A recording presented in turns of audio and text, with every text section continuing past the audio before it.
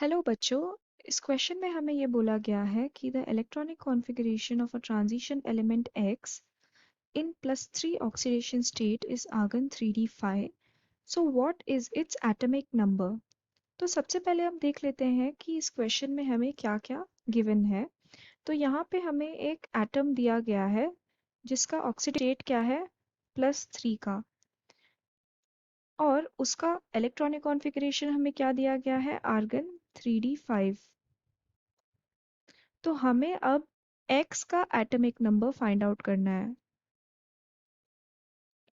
तो इस क्वेश्चन में जो की कॉन्सेप्ट है वो ये है कि जो +3 ऑक्सीडेशन स्टेट है उसका मतलब ये होता है कि जो आयन बनी हुई है हमारे पास X+3 की, उसने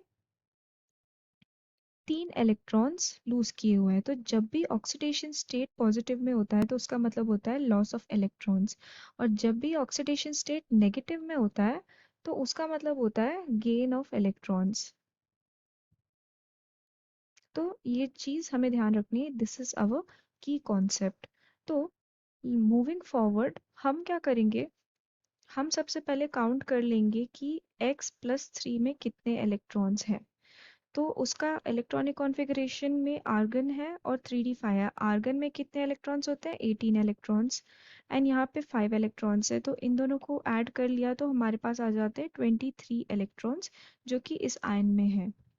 अब जैसा कि मैंने बोला कि इसमें ऑक्सीडेशन स्टेट तो 3+ की है, जिसका मतलब है कि इसने 3 इलेक्ट्रॉन्स लूज कर रखे हैं।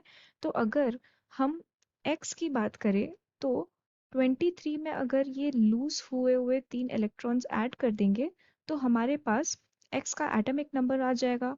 तो यहाँ पे जो हमारा X का एटॉमिक नंबर आता है वो आता है 26। और हमें पता है कि जितने इलेक्ट्रॉन्स होते हैं उतना ही एटॉमिक नंबर होता है, because atomic number is nothing but number of electrons. तो हम यहाँ पे लिख सकते हैं कि X का जो एटॉमिक नंबर है वो है 26। तो ऑप्शंस में से सेकंड ऑप्शन सही हो जाएगा। तो I hope you have understood. Thank you.